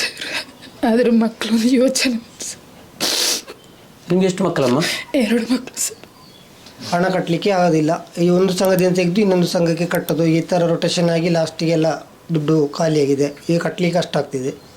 ಈಗ ಬೆಳಗ್ಗೆ ನಾನು ಒಬ್ಬರಿಗೆ ಸಂಘದ ಸದಸ್ಯರಿಗೆ ವಿವರ ಕಟ್ಟಲಿಕ್ಕೆ ಆಗೋದಿಲ್ಲ, ನಮ್ಮ ಉಳಿತಾಯದ ಹಣದಿಂದ ತೆಗೆದು ಅದನ್ನು ಕಟ್ಟಿ ಈಕ್ವಲ್ ಮಾಡ್ಕೊಳ್ಳಿ ಅಂದ್ರೆ ಅದು ಆಗೋದೇ ಇಲ್ಲ ಅಂತ ಹೇಳಿದ್ರು. ಸೇವಾ ಪ್ರತಿನಿಧಿ ಕೂಡ ಅದೇ ಥರ ಹೇಳಿ, ನಾನು ಹಾಗೆ ಹೇಳ್ತೀನಿ, ನೀವು ಎಂತ ಮಾತಾಡ್ತೀರಾ ಅಂತೇಳಿ ಕಟ್ ಮಾಡಿದ್ರು. ಆಮೇಲೆ ಕಾಲ್ ರಿಸೀವ್ ಮಾಡಲಿಲ್ಲ. ತುಂಬ ಕಷ್ಟ ಆಗ್ತಿದೆ ಕಟ್ಟಲಿಕ್ಕೆ. ದುಡ್ದಿದೆಲ್ಲ ಇದು ಸಂಘಕ್ಕೆ ಕಟ್ತಿದ್ದೀವಿ. ಮನೆಗೆ ಅಕ್ಕಿ ಸಾಮಾನು ತರಕಾರಿ ಅಂತರದೇ ಇಲ್ಲ. ಮಕ್ಕಳದು ಮನೆಯಲ್ಲಿ ಕೂಡ ಚಿನ್ನಾಭರಣ ಯಾವುದೂ ಇಲ್ಲ, ಎಲ್ಲ ಮಡಗಿಬಿಟ್ಟೆ ನಾವು ಸಂಘಕ್ಕೆ ಕಟ್ತಿರೋದು. ನಾವು ದುಡ್ಡು ಬಿಟ್ಟು ನಮಗೆ ಇದು ಕಟ್ಟಲಿಕ್ಕೆ ಆಗ್ತಿಲ್ಲ. ತಗೊಂಡಿದ್ದು ನಿಜ, ಕಟ್ತೇವೆ, ಕಟ್ತಾ ಇದ್ದೀವಿ. ಅದಕ್ಕೆ ಒಂದು ದಿನ ಕಟ್ಟದಿದ್ದರೂ ಸಹ ಅವರು ಎಲ್ಲರೂ ಫೋನ್ ಮಾಡ್ತಾ ಇರ್ತಾರೆ. ಬೆಳಿಗ್ಗೆ 6 ಗಂಟೆಗೆ ಫೋನ್ ಮಾಡ್ತಾರೆ. ಸುರೇಶ್ ಸರ್, ನಾನು ನೀವು ಕರೆ ಮಾಡಿದಾಗ ಮಾತಾಡಿದ್ದೀನಿ. ಮತ್ತೆ ನಿಮ್ಮ ಮಿಸಸ್ ಅವರು ಜಯಂತಿ ಅವರು ಸಹ ಕರೆ ಮಾಡಿ ಮಾತಾಡಿದ್ದಾರೆ. ಆವಾಗಲೂ ಸಹ ನಾನು ಮಾತಾಡಿದ್ದೀನಿ. ಬರೀ ಕಣ್ಣೀರಲ್ಲಿ ಅವ್ರು ಮಾತಾಡ್ತಾರೆ ಹೊರತು ನನಗೆ ಸ್ಪಷ್ಟ ಒಂದು ಶಬ್ದದಿಂದ ಅವ್ರು ಮಾತಾಡಿದ್ದು ನನಗೆ ಗೊತ್ತಾಗ್ತಾ ಇರಲಿಲ್ಲ. ಆಗ ಕೆಲವೊಮ್ಮೆ ನಾನು ನಿಮ್ಮ ಮಕ್ಕಳಿಗೆ ಹೇಳಿದೆ, ಪಾಪ ಇದ್ರೆ ಕೊಡಿ ಅಂತ. ಯಾಕೆಂದರೆ ನಿಮ್ಮ ಪರ್ಮಿಷನ್ ಇಲ್ಲದೆ ನಾವು ಮಿಸಸ್ಗಳನ್ನ ಮಾತಾಡಿಬಿಟ್ಟು ಹೀಗೆ ಮಾಡ್ತೀವಿ, ನಾವು ಆಗ ಮಾಡ್ತೀವಿ ಅಂತ ಹೇಳಲಿಕ್ಕೂ ಆಗಲ್ಲ. ಮನೇಲಿ ದೊಡ್ಡವರು ನೀವು ಇರ್ತೀರ, ನಿಮ್ಮನ್ನು ಕೇಳಲೇಬೇಕಾಗ್ತದೆ. ಇಲ್ಲಿವರೆಗೆ ನಾವು ಬರಬೇಕು ಅಂತ ಹೇಳಿದ್ರು ಸಹ ನಿಮ್ಮ ಪರ್ಮಿಷನ್ ತಗೊಂಡೇ ನಾವು ಬಂದಿರೋದಾಯ್ತು. ಆ ಟೈಮಲ್ಲಿ ನಾನು ನಿಮ್ಮನ್ನು ಫೋನ್ ಮಾಡಿ ಏನಾಯಿತು ಸರ್ ಸ್ವಲ್ಪ ಹೇಳಿ ಅಂತ ಹೇಳೋತ್ತಿಗೆ ನೀವು ಹೇಳಿದಂಥ ಮಾಹಿತಿ ಏನಿತ್ತು ಅಂದರೆ ಇವರು ತುಂಬ ಸಂಘದಲ್ಲಿ ತೊಗೊಂಡಿದ್ದಾರೆ, ಧರ್ಮಸ್ಥಳ ಸಂಘ ತುಂಬ ಟಾರ್ಚರ್ ಇದೆ ಅಂತ. ಮತ್ತು ಒಂದು ವೀಡಿಯೋ ಮಾಡಿನೂ ನೀವು ಕಳಿಸಿದ್ರೆ ಅದರಲ್ಲಿ ಫೇಸ್ ಇಲ್ಲ, ಅದಕ್ಕಾಗಿ ನಾನು ಅದು ಹಾಗೆ ಇಟ್ಟಿದ್ದೀನಿ, ವಾಯ್ಸ್ ಮಾತ್ರ ಇದೆ. ಬಂದು ಸಂಘದವ್ರು ಗಲಾಟೆ ಮಾಡ್ತಾ ಇದ್ದಿದ್ದು, ಮತ್ತು ಅದೆಂಥದ್ದು ಹೇಳ್ತೀನೋ ಅಂತ ಹೇಳ್ತಾ ಇದ್ದಿದ್ದು, ಅದನ್ನು ಇವರು ಏನೋ ನಿನ್ನ ಹೆಸರು ಬರೆದಿಟ್ಟು ನಾನು ಸಾಯ್ತೀನಿ ಅಂತ ಹೇಳಿದ್ದು. ನಂತರ ರೆಕಾರ್ಡಿಂಗ್ ಇದೆ, ನಿಮ್ಮದೇ ಅಲ್ವಾ ಅದು ರೆಕಾರ್ಡಿಂಗ್ ಬಂದಿರೋದು ಅಲ್ವಾ ಜಯಂತಿ ಅವರೇ? ಆಯಿತಾ, ಬಂದಿದೆ. ನಿನ್ನ ಹೆಸರು ಬರೆದಿಟ್ಟು ನಾನು ಸಾಯ್ತೀನಿ ಸಾಯಿ ಅಂತ ಹೇಳ್ತಿದ್ದಾನೆ ಅವನು. ಅದು ಇದೆ ನಾನು ಸರ್ ಅವರಿಗೆ ಕೇಳಿಸ್ತೇನೆ. ಆಗ ನೀವು ನನಗೇನು ಹೇಳಿದ್ರೆ ಅಂದರೆ ಮಕ್ಕಳದು ಸ್ಕಾಲರ್ಶಿಪ್ ಸಮೇತ ಎಲ್ಲೋಯ್ತು ಅದು ಏನು ಮಾಡಿ ತೆಗೆದು ಸಂಘ ಕಟ್ಟಿದ್ದೀವಿ. ಹಾಂ, ಚಿನ್ನಾಭರಣ ಎಲ್ಲ ಇದು ಮಾಡಿದ್ದೀವಿ. ಚಿನ್ನಾಭರಣ ಅಂದರೆ ಏನೆಲ್ಲ ಇತ್ತು ಇವ್ರದ್ದು? ಲಾಸ್ಟಿಗೆ ನೀವು ಹೇಳಿದ್ರ ತಾಲಿ ಚೈನ್ವರೆಗೂ ನೀವು ಹೇಳಿದ್ದೀರಾ, ತಾಲಿ ಸಮೇತ ಮಡಗಿ ಬಿಟ್ಟಿದ್ದೀವಿ ಅಂತ ನೀವು ಹೇಳಿದ್ದೀರಾ. ಅದು ಹೇಗೆ? ಸಂಘಕ್ಕೆ ದುಡ್ಡು ಕಟ್ಟಲಿಕ್ಕೆ ನಾವು ಕೆಲಸ ಇಲ್ಲದಿದ್ದಾಗ ಕಟ್ಟಲೇಬೇಕು ಅಂತ ಅದು ನಾವು ತಾಳಿನಿಟ್ಟು ಸಂಘ ಕಟ್ಟಿದ್ದೀವಿ. ಆಮೇಲೆ ಸ್ಕಾಲರ್ಶಿಪ್ ಅಷ್ಟೇ, ಅಮ್ಮಂದು ಫಂಕ್ಷನ್ ದುಡ್ಡು ಬರ್ತದೆ, ಅದಕ್ಕೂ ಅಮ್ಮ ಸಹಾಯ ಮಾಡ್ತಾರೆ. ಹಾಗೆ ಅಮ್ಮನ ಪೆನ್ಷನ್ ಮತ್ತೆ ಮಕ್ಕಳ ಸ್ಕಾಲರ್ಶಿಪ್ ಸಮೇತ ಸಂಘಕ್ಕೆ ಇವರು ಕಟ್ಟಿಬಿಡ್ತಾ ಇದ್ದಾರೆ ಅಂತ. ಮತ್ತೆ ನೀವು ಒಂದು ಮಾತು ನನಗೆ ಹೇಳಿದ್ರ, ನಾನು ಕಷ್ಟಪಟ್ಟು ಬೆಳಗ್ಗೆ ಹೋಗ್ತೀನಿ, ಮಕ್ಕಳಿಗಾಗಿ ನಾನು ದುಡ್ದು ಬರೋದು, ಇಲ್ಲಿ ಭಾರತಿಗೆ ಸಂಘ ಬಡ್ಡಿ ಅಂತ ಇದು ಕಟ್ಟೋದೇ ಆಗಿಬಿಟ್ಟಿದೆ, ನನಗೆ ಇಂಥ ಸಂಘಗಳು ಒಂದ್ಸಲ ಬೇಡ ಆಗಿತ್ತು, ಇದು ಒಂದ್ಸಲ ಕಳೆದುಕೊಂಡ್ರೆ ಸಾಕಾಗಿತ್ತು ಅಂತ ನೀವು ನಾನೇ ಆತ್ಮಹತ್ಯೆ ಮಾಡ್ಕೊಳ್ತೀನಿ ಅಂತ ಹೇಳಿದ್ ನಿಜನಾ? ಅದು ಯಾವ ವಿಷಯದಲ್ಲಿ ಹೇಳಿದಾರ ನಾನೇ ಆತ್ಮಹತ್ಯೆ ಮಾಡ್ಕೊಳ್ತೀನಿ ಅಂತ? ನಾನು ಆತ್ಮಹತ್ಯೆ ಮಾಡ್ಕೊಳ್ತೀನಿ ಅಂತ ಹೇಳಿದ್ದು ಅಂದರೆ ಈ ಥರ ದುಡ್ಡು ಕೈಯಲ್ಲಿ ₹1 ಉಳಿದಿದ್ರು ವಾರಕತಿ ಮಕ್ಕಳಿಗೆ ದುಡ್ಡು ಕೊಡ್ಲಿಕ್ಕೆ ಆಗಲ್ಲ. ಅಲ್ಲ, ಅಳ್ಬೇಡಿ, ಸಮಾಧಾನದಿಂದ ಹೇಳಿ. ಅವರು ಸತ್ತುಕೊಂಡೇ ಹೇಳಿದ್ದು ನನ್ನ ಹತ್ರ, ಸುಸೈಡ್ ಮಾಡ್ಕೊಂಡು ಬಿಡ್ತೀನಿ ನಾನು ಅಂತ. ಈಗ ಅವಳು ಮಾಡ್ಕೊಡ್ದಾಗ ನಾನು ಅವ್ರಿಗೆ ಎಷ್ಟು ಸಮಾಧಾನ ಮಾಡಿದ್ದೀನಿ ಅಂದರೆ ನನಗೆ ಗೊತ್ತಿಲ್ಲ, ಎಷ್ಟು ಫೋನ್ ಮಾಡಿದ್ದೀನಿ ಅವರಿಗೆ ಅಂದರೆ. ನಾನು ಹೇಳಿದೆ, ನೀವು ಮಕ್ಕಳಿಗೆ ಅವ್ರು ಓದ್ತಾ ಇದ್ದಾರೆ ಮಕ್ಕಳು, ಪಾಪ ಅವರಿಗೆ ಇದೇ ಆಗಿಬಿಡ್ತದೆ, ತಂದೆ ತಾಯಿ ಜಗಳ ಮಾಡೋದಾಗಲಿ, ಮತ್ತೆ ನೀವು ಸುಸೈಡ್ ಮಾಡೋದು, ಇವ್ರು ಸುಸೈಡ್ ಮಾಡೋದು, ಈ ದುಡ್ಡಿನ ವ್ಯವಹಾರ ಮಾತಾಡ್ತೀವಿ, ಅವ್ರಿಗೆ ಓದ್ಲಿಕ್ಕಾಗಲ್ಲ. ನೋಡಿ, ಮಕ್ಕಳು ಮುದ್ದಾಗಿದ್ದಾರೆ, ಚೆನ್ನಾಗಿದ್ದಾರೆ ಮಕ್ಕಳು, ಅವರ ಭವಿಷ್ಯ ನೋಡಬೇಕು ಅಂತ ನಾನು ನಿಮಗೆ ಫೋನ್ ಮಾಡಿ ಹೇಳ್ತಿದ್ದೆ ಅಲ್ವಾ? ಪ್ರತಿದಿನ ದುಡ್ಡು ತಗೊಂಡು ಅಂತ ಫೋನ್ ಮಾಡ್ತಾರೆ. ನಾವು ಇಲ್ಲಿಂದ ದುಡ್ಡು ನಾವು ದುಡ್ಡಕ್ಕೆ ಹೋಗೋದು. ಅದು ಪ್ರತಿದಿನ ಯಾರು ಕೊಡ್ತಾರೆ ನಮಗೆ ದುಡ್ಡು? ನಾವು ದುಡ್ಡಿದ್ರೆ ಮಾತ್ರ ಕೊಡ್ತಾರೆ, ವಾರಕ್ಕೆ ಕೊಡ್ತಾರೆ, ದಿನ ಕೊಡಲ್ಲ ಯಾರು. ಬೇರೆ ಎಲ್ಲ ಹತ್ರ ಕೇಳಿದ್ರೆ ನಮಗೆ ಮರೀದಿರಲ್ಲ. ನಿಮ್ಮ ಹತ್ರ ನೀವು ಇದು ಪದೇ ಕೇಳ್ತೀರಿ, ನೀವು ಏನು ಹೇಳ್ತೀರಾ, ನೀ ದುಡಿತಿದ್ದೀಯಾ, ದುಡ್ಡು ಏನು ಮಾಡ್ತೀಯಾ ಅಂತ. ಈ ವಾರ ತೊಗೊಂಡಿದ್ದು ಮುಂದಿನ ಕೊಡಲೇಬೇಕು ಅವರಿಗೆ. ಈಗ ನಿಮಗೆ ನಾಳೆ ಕೊಡ್ತೀನಿ ಅಂದರೆ ಅದು ನಾನು ನಿಮಗೆ ನಾಳೆ ಕೊಡಲೇಬೇಕು, ಇನ್ನೊಂದ್ಸಲ ನಿಮಗೆ ಕೇಳಿದಾಗ ನಿಮಗೆ ಕೊಡಲೇಬೇಕಲ್ವಾ? ಹಾಗಾಗಿ ಈ ಥರನೇ ರೊಟೇಷನ್ ಆಗ್ತಾ ಹೋಗ್ತಾ ಇದೆ. ನೀವು ನಿಮ್ಮ ಚಿನ್ನದ ಚೈನು ಏನಾಯ್ತು? ಎಲ್ಲ ಅಡ ಇಟ್ಟು ನಾವು ಸಂಘ ದುಡ್ಡು ಕಟ್ತಾ ಇರೋದು. ಹಾಗೆ ವಾರಕ್ಕೆ ದುಡ್ಡಿದ್ದು 6,000 ಆದರೆ ವಾರಕ್ಕೆ 12-15 ಸಾವಿರ ರೂಪಾಯಿ ನಾವು ಸಂಘಕ್ಕೆ ಕಟ್ಟಬೇಕು. ಅಂದ್ರೆ ನಿಮ್ಮ ಮನೆಯಲ್ಲಿ ಜಗಳ ಬರ್ತಾ ಇರೋ ಕಾರಣ ಏನು? ಇದೆ, ಸಂಘದ ವಿಷಯದಲ್ಲಿ ಜಗಳ ಜಾಸ್ತಿ ಬರ್ತಿರೋದು, ಬೇರೆ ಯಾವ ವಿಷಯ ಏನೂ ಇಲ್ಲ. ಆಗ ಸಂಘದ ವಿಷಯದಲ್ಲಿ ಜಗಳ ಬಂದು ಸುಸೈಡ್ ಮಾಡ್ಕೊಂಡ್ರೆ ಅಲ್ಲಿಗೆ ಪರಿಹಾರ ಆಯ್ತು ಅಂತನಾ? ಹಾಗೇನಿಲ್ಲ. ನಾನು ಅದಕ್ಕೆ ಮಕ್ಕಳ ನೋಡಿ ಸುಮ್ಮನೆ ಇರೋದು, ಮನೆಯಲ್ಲಿ ಹೆಚ್ಚು ಮಾತನಾಡೋದು ನಮ್ಮ ಮಿಸ್ಸಸ್ ಜಾಸ್ತಿ. ಸಂಘ ದುಡ್ಡಿಗೋಸ್ಕರ ನನಗೆ ಓಪನ್ ಆಗಿ ಹೇಳ್ತೇನೆ, ನನಗೆ ಗೊತ್ತಿಲ್ಲದೆ 2-3 ಸಂಘ ಸೇರಿದ್ದಾರೆ, ನನಗೆ ಅದು ಗೊತ್ತಿಲ್ಲ ವಿಷಯ. ಹಣನೂ ನನ್ನ ಕೈಲಿ ಕೊಡಲಿಲ್ಲ. ಆ ವಿಷಯಕ್ಕಾಗಿ ನಾನು ಜಗಳ ಮಾಡಿದ್ದೆ. ಹೌದು, ದುಡ್ಡು ಕೊಡಿ ಇದೆ. ಪ್ರತಿದಿನ ಬಂದು ಸಂಜೆ ಕೆಲಸದ ಹತ್ರ ಫೋನ್ ಮಾಡೋದು, ಅಲ್ಲಿ ಅವ್ರ ಹತ್ರ ಕೇಳಿ ದುಡ್ಡು, ಇವ್ರ ಹತ್ರ ಕೇಳಿ ದುಡ್ಡು ತಗೊಬನ್ನಿ ಅಂತ ಹೇಳ್ತಾಳೆ. ನಾವು ಇಲ್ಲಿಂದ ತಂದು ಕೊಡೋದು ಮೇಡಮ್, ಯಾರು ಕೊಡೋದಿಲ್ಲ ನಮಗೆ. ಎಲ್ಲರೂ ಇದೇ ಹೇಳೋದು, ನಮಗೆ ನೀವೇ ಇದ್ರೆ ಕೊಡಿ, ನಮಗೆ ನಮಗೂ ನಮ್ಮಲ್ಲೂ ಸಂಘ ಕೊಡಬೇಕು, ನಾವು ಸಂಘ ಕೊಡಬೇಕು, ನೀವೇ ಕೊಡಿ ಅಂತ ಹೇಳ್ತಾರೆ. ಈಗ ನೀವಿಬ್ರು ನಾನು ಸುಸೈಡ್ ಮಾಡ್ಕೊಳಕಿಲ್ಲ, ನಾವು ಪರಿವಾರ ಚೆನ್ನಾಗಿರ್ತೀವಿ ಅನ್ನೋದಿದ್ರೆ ಈಗ ಯಾವ ರೀತಿಯಲ್ಲಿ ಚೆನ್ನಾಗಿರ್ತೀರಾ ನೀವು? ಯಾವುದರಿಂದ ತೊಂದರೆ ಆಗಿದ್ದು ಸಂಘದಿಂದ ಅಂತ ಹೇಳ್ತಿದ್ದೀರಾ, ಆಯ್ತಾ? ಧರ್ಮಸ್ಥಳ ಸಂಘ SKDRDP ಅಂತೂ ನಿಮಗೆ ತೊಂದರೆ ಆಗ್ತಾ ಇದೆ ಅಂತ ಹೇಳ್ತಿದ್ದೀರಾ. ಈಗ ನೀವು ಚೆನ್ನಾಗಿರ್ಬೇಕು, ಮನೆ ಪರಿವಾರ ಮತ್ತೆ ಗಂಡ ಹೆಂಡತಿ ಅಂದ್ರೆ ಯಾವುದರಿಂದ ಚೆನ್ನಾಗಿರ್ಬೇಕು? ಸಾಲ ಎಲ್ಲ ಮನ್ನಾ ಮಾಡಿ ಬಿಡಬೇಕು ಅಷ್ಟೇ, ನಾವು ಹೇಳೋದು ಅಷ್ಟೇ. ಸಾಲ ಎಲ್ಲ ಮನ್ನಾ ಮಾಡಿದರೆ ನಾವು ಚೆನ್ನಾಗಿರ್ತೇವೆ. ನಾವು ದುಡ್ದೇನ ಅವಳು ದುಡಿಯೋದು ಬೇಡ, ನಾನು ಒಬ್ಬನೇ ದುಡಿದು ಸಂಸಾರ ಸಾಗಿಸ್ತೇನೆ, ನನ್ನ ಒಬ್ಬನ ಸಂಬಳ ಸಾಕು. ಆಗ ನಿಮಗೆ ನೆಮ್ಮದಿ ಇದೆ ಅಂತ ಜ್ಞಾನ ಮಾಡ್ತಾ ಇದ್ದೀರಾ? ಹೌದು, ಈ ಸಂಘದಿಂದ ಮನೆಯಲ್ಲಿ ನೆಮ್ಮದಿ ಇಲ್ಲ ಅಂತ ನಾನು ಹೇಳ್ತೇನೆ. ಪ್ರತಿದಿನ ಅಂದ್ರೆ ಸಂಘದವರೆಲ್ಲ ಬಂದು ಗಲಾಟೆ ಮಾಡಿದೆ ಎಷ್ಟೊತ್ತಿಗೆ? ಪ್ರತಿದಿನ ಬರೋದು. ಎಷ್ಟು ಗಂಟೆಗೆ ಬರ್ತಾರೆ? ಕೆಲವರು 6 ಗಂಟೆ ಫೋನ್ ಮಾಡ್ತಾರೆ, ನಾಳೆ ಸಂಘ ಇದೆ ಕೊಡಬೇಕು ಅಂತ ಫೋನ್ ಮಾಡ್ತಾರೆ. ನಾಡಿದ್ದು ಕಟ್ಲಿಕ್ಕೆ ಇರೋದ್ನ ನಾನು ಇವತ್ತೇ ಹೇಳಿದ್ದೇನೆ, ನಾಡಿದ್ದು ಕಟ್ಲಿಕ್ಕೆ ಆಗಲ್ಲ, ನನ್ನ ಹತ್ರ ಹಣ ಇಲ್ಲ, ಇವರ ಕೆಲಸ ಇಲ್ಲ, ಅದಕ್ಕೆ ನಮ್ಮ ಉಳಿತಾಯ ಹಣದಿಂದ ವಜಾ ಮಾಡ್ಕೊಳ್ಳಿ ಅಂತ ಹೇಳೋದಕ್ಕೆ ಹಾಗೆ ಆಗೋದೇ ಇಲ್ಲ, ನೀವು ಕಟ್ಟಲೇಬೇಕು ಅಂತ ಸೇವಾ ಪ್ರತಿನಿಧಿ ಹತ್ರ ಹೇಳೋತ್ತಿಗೆ ಅವ್ರು ಹೇಳಿದ್ರು, ನೀವು ಎಂತ ಮಾತಾಡ್ತೀರಿ ಅಂತೇಳಿ ಆಗಲೇ ಕಟ್ ಮಾಡಿದ್ರು ಅಷ್ಟೇ. ಹಾಗೆ ನಾವು ಈಗ ಇವರ ಕಟ್ಟೋದಿಲ್ಲ. ನಾವು ಏನು ಮಾಡ್ತಾರೆ ಒಂದು ಮಾಡಲಿ, ನನ್ನ ಮೊಬೈಲ್ ಬೇರೆ ಹಾಳಾಗಿದೆ, ವಿಡಿಯೋ ಮಾಡೋಕ್ಕಾಗಲ್ಲ, ಡಿಸ್ಪ್ಲೇ ಹೋಗಿದೆ. ಏನು ಹೊಡೆದಾಡ್ಕೊಂಡ್ರ ಮೊಬೈಲ್ ಜೊತೆ? ಇಲ್ಲಿ ಹೊಡೆದಾಗಿಲ್ಲ, ಅದು ಬಿದ್ದಿದ್ದು ಸೈಡಲ್ಲಿ ಹೊಡೆದಾಗಿದೆಲ್ಲ ಬಿದ್ದು 2 ವಾರಕ್ಕೆ ಮೊದಲು ಬಿದ್ದೋಗಿತ್ತು. 2 ವಾರ ಚೆನ್ನಾಗಿತ್ತು, ಇವತ್ತು ಬೆಳಿಗ್ಗೆ ಅಂತ ಸರಿ ಇಲ್ಲ. ಜಯಂತಿ ಮೇಡಮ್ಗೇನು ತಲೆನೋವು, ತಲೆಗೇನೋ ಪೆಟ್ಟಾಗಿದ್ದಂಗೆಲ್ಲ ಇದೆ ಅಂತ ಬಿದ್ದಿದ?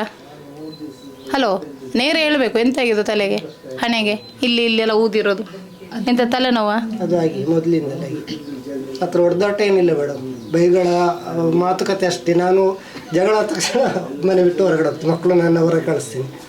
ನಾನು ಆ ಥರ ಅಲ್ಲ ನೋಡಿ, ಎಂತ ಗೊತ್ತಾ, ಸುಸೈಡ್ ಮಾಡ್ಕೊಳ್ಳೋದು ಬರೀ 5 ನಿಮಿಷದ ಕೆಲಸ, 5 ನಿಮಿಷನೂ ಬೇಡ, ಮನ್ಸು ಮಾಡಿ ಒಳಗೆ ಹೋದ್ರೆ ಹೊರಗಡೆ ಬರೋದು ಹೆಣನೇ, ಆಯ್ತಾ? ಅದನ್ನ ನೀವು ಇಬ್ರು ಅವರು ಹೆಂಗಸರಾದವರು ಮನೇಲಿ ತಿಳ್ಕೊಬೇಕು. ನಾನು 10 ರೂಪಾಯಿ ದುಡಿಯೋದು, ನನ್ನಿಂದ 20 ರೂಪಾಯಿ ನಾಳೆ ಕಟ್ಟಲಿಕ್ಕೆ ಆಗುತ್ತೋ ಅಂತ ಅವರು ಯೋಚನೆ ಮಾಡಬೇಕು ಫಸ್ಟೇ. ಈಗ ಹೇಳಿ ಸುಖ, ನಾವು ಗುಂಡಿಗೆ ಬಿದ್ದಾಗಿದೆ, ಎದ್ದಳಕ್ಕಾಗಲಿ, ಇದೊಂದು ಸಲಕ್ಕೆ ತಪ್ಪು ಮಾಡಿ ಅಂತ ನಾವೇನು ಮಾಡೋಕ್ಕಾಗುತ್ತೆ ಗಂಡಸರು? ಆ ರೀತಿ ಪರಿಸ್ಥಿತಿ ಮನೇಲಿ ಇದೆ. ಒಬ್ಬ ಗಂಡನಿಗೆ ಗೊತ್ತಿಲ್ಲದೆ ಒಂದು ಹೆಂಗಸು ವ್ಯವಹಾರ ಮಾಡಬಾರ್ದು ಯಾವುದೇ ಆಗಲಿ. ಹಣದ ವಿಷಯ ಅಲ್ಲ, ನಿಮಗೆ ಗಂಡನಿಗೆ ಗೊತ್ತಿಲ್ಲದೆ ವ್ಯವಹಾರ ಮಾಡಿದ್ದು ನಿಮ್ಮ ಮನೇಲಿ ಅಂತ ಮಾತ್ರ ಅನಿಸ್ತಾ ಇದ್ದ, ಅಲ್ಲ ಬೇರೆ ಕಡೆನೂ ಆಗಿರ್ಬೋದು ಅಂತ ಅನಿಸ್ತಾ ಇರ್ತದ? ಆಗಿರ್ಬೋದು, ಅವ್ರು ಹೇಳ್ಕೊಳ್ಳಲ್ಲ ಅಂತ ನನಗೆ ಅನಿಸ್ತದೆ. ನನ್ನ ಮನೆದು ನಾನು ಹೇಳ್ತಿದ್ದೇನೆ ಅಷ್ಟೇ. ಆ ಥರ ಅವ್ರು ಮಾಡಿ ತಪ್ಪನ್ನ ಅವರು ಸರಿ ಮಾಡ್ಕೊಳ್ಬೇಕು. ಆದ್ರೆ ನಿಮಗೆ ಗೊತ್ತಿಲ್ಲದೆ ಅವರು ಹಣ ತಗೊಂಡಿದ್ದಾರೆ ಅಲ್ವಾ? ಅವರು ಕೂಡ ಮನೆಗೆ ಖರ್ಚಿಗೆಲ್ಲ ಸಾಲ ಮಾಡಿದ್ರು. ಹೌದು, ಖರ್ಚಿಗೆ ಕಷ್ಟ ಆಗ್ತದೆ ಅಂತ ಅವರು ಹೆಲ್ಪ್ ಮಾಡ್ಲಿಕ್ಕೆ ಹೋಗಿದ್ದು. ನನ್ನ ಗಂಡ ಕಷ್ಟ ಪಡ್ತಾ ಇದ್ದಾರೆ, ಇವರಿಗೆ ಇನ್ನು ಏನು ಮಾಡೋದು ಅಂತೇಳಿ ಯಾರಾದ್ರೂ ಹಣ ಕೊಡ್ತಾರ ಅಂತ ಹೇಳುವಾಗ ನನ್ನ ಗಂಡನಿಗೆ ಸ್ವಲ್ಪ ಹೆಗಲು ಕೊಡುವ ಅಂತೇಳಿ ಇನ್ನೊಬ್ಬ ಸಾಲಕ್ಕೆ ಹೋಗಿರ್ಬೋದಲ್ಲ, ಆದ್ರೆ ಬೇರೆ ಯಾವುದೇ ವಿಷಯ ಮನೆಗೆ ಬೇಕಾಗ್ತದೆ. ಅದು ನಮಗೆ ಗೊತ್ತಿದೆ, ಮಕ್ಕಳು ಓದ್ತಾ ಇದ್ದಾರೆ ಅನ್ನೋದು ಎಲ್ಲದಕ್ಕೂ ಬೇಕಾಗ್ತದೆ. ಬೇಕಾಗುತ್ತೆ ಆ ರೀತಿ. ಈಗ ಒಂದು ಸಂಘ ತಿಂದು ಇನ್ನೊಂದು ಸಂಘ ಕಟ್ಟುವ ಅಗತ್ಯ ಇತ್ತಿಲ್ಲ. ಈಗ ನಿಮ್ಮ ಹತ್ರ ತಗೊಂಡು ದುಡ್ಡು ಅವರಿಂದ ತಗೊಳ್ಳೋದು ನಿಮಗೆ, ಈಗ ಅವರಿಗೆ ಅವನ್ನ ಕೊಡ್ಬೇಕು. ಅಲ್ಲ, ಈಗ ನಿಮಗೆ ಗೊತ್ತಿಲ್ಲದೆ ಇವರು ದುಡ್ಡು ತೆಗ್ದಿರೋದಾ? ಹೌದು. ಇವ್ರು ಆಗ ನಿಮಗೆ ಗೊತ್ತಿಲ್ಲ ಅಲ್ಲ ನಿಮಗೆ ಗೊತ್ತಿಲ್ಲದೆ ಇವ್ರು ದುಡ್ಡು ತೆಗ್ದಿದಾರಲ್ವ? ಆಗ ಈಗ ನಾವು ಬರ್ಬೇಕಾದ್ರೆ ನಿಮ್ಮನ್ನ ಕೇಳಿ ಬಂದಿದೀವಲ್ಲ, ನಿಮ್ಮ ಪರ್ಮಿಷನ್ ತಗೊಂಡು ಬಂದಿದೀವಲ್ಲ, ಆಗ ದುಡ್ಡು ಕೊಡೋನು ಮನೇಲಿ ಒಬ್ಬ ಯಜಮಾನ ಇದ್ದಾನೆ, ಕೇಳಿ ಕೊಡ್ಬೇಕು ಅನ್ನೋದು ಯಾಕೆ ಅವರಿಗೆ ರೂಲ್ಸ್ ಇಲ್ವಾ? ರೂಲ್ಸ್ ಇಲ್ಲ, ಅವ್ರು ನನ್ನ ಹತ್ರ ಕೇಳಲ್ಲ, ಹಾಗೆ ದುಡ್ಡು ಕೊಡ್ತಾರೆ. ಆಗ ನಿಮಗೆ ಕಂಪ್ಲೇಂಟ್ ಮಾಡ್ಬೋದಲ್ಲ, ಅವ್ರು ಸೂಸೈಡ್ ಮಾಡ್ಲಿಕ್ಕೆ ಹೋಗ್ತೀನಿ ಅಂತ ಹೇಳೋತ್ತಿಗೆ ಅದು ಸೂಸೈಡ್ ಆದಂಗೆ ಆಯ್ತು, ಆಫ್ ಮಾಡೋರ್ ಆದಂಗೆ ಆಯ್ತು. ನೀವು ಹೋಗ್ಬಿಟ್ಟು ಕಂಪ್ಲೇಂಟ್ ಮಾಡ್ಬೋದಾಗಿತ್ತಲ್ಲ. ನನ್ನ ಹೆಂಡತಿ ಸೂಸೈಡ್ ಮಾಡ್ಕೊಳ್ತೀನಿ ಅಂತ ಹೇಳ್ತಾರೆ, ನನಗೆ ಗೊತ್ತಿಲ್ಲದೆ ಸಂಘದಿಂದ ದುಡ್ಡು ಕೊಡ್ತಾರೆ, ತಗೊಂಡಿದ್ದಾರೆ ಅಂತಲ್ಲ, ನನಗೆ ಗೊತ್ತಿಲ್ಲದೆ ದುಡ್ಡು ಕೊಟ್ಟಿದ್ದಾರೆ ಅಂತ ಹೇಳ್ಬೇಕು. ಅಲ್ಲಿ ಬರೋತ್ತಿಗೆ ಅವನಿಗೆ ಓಡಿಸ್ಬೇಕು, ಮತ್ತೆ ಬಂದ್ಬಿಟ್ಟು ದುಡ್ಡು ಕೇಳೋತ್ತಿಗೆ ನೀವು ಮತ್ತೆ ಸ್ಪಂದನೆ ಮಾಡ್ಕೊಂಡು ಇವ್ರನ್ನ ಜಗಳ ಮಾಡಿ ಪ್ರಯೋಜನ ಇಲ್ಲ. ನಾವು ಅವರಿಗೆ ತಪ್ಪಿಲ್ಲ, ಅವ್ರೇನು ದುಡ್ಡು ತಗೊಂಡು ಬೇರೆ ಏನಕ್ಕೂ ಖರ್ಚು ಮಾಡಿಲ್ಲ, ನಿಮ್ಮ ಮಕ್ಕಳಿಗೆ ನಿಮ್ಮ ಮನೆಗೆ ಖರ್ಚು ಮಾಡಿದ್ದು ಅಲ್ವಾ? ಸಂಘದಿಂದ ನಿಮಗೆ ಏನು ಪ್ರಾಬ್ಲಮ್ ಇದೆ ಫಸ್ಟ್ ಅಲ್ಲಿ ನೀವು ಏನು ಮಾತಾಡಿದ್ರ ಅದನ್ನ ನೀವು ಮಾಡಿ ಅಲ್ಲಿ ಒಂದು ಲೆಟರ್ ಬರೆದು ಕೊಡ್ತೀರಾ, ಅಲ್ಲಿ ಸ್ಟೇಷನಿಗೆ ಕೊಡ್ತೀರಾ, ಕಂಪ್ಲೇಂಟ್ ಕೊಡ್ತೀರಾ? ಕೊಡಿ. ಮತ್ತೆ ನೀವು ಕೊಡ್ತೀರಾ ಕಂಪ್ಲೇಂಟ್? ಕೊಡಿ.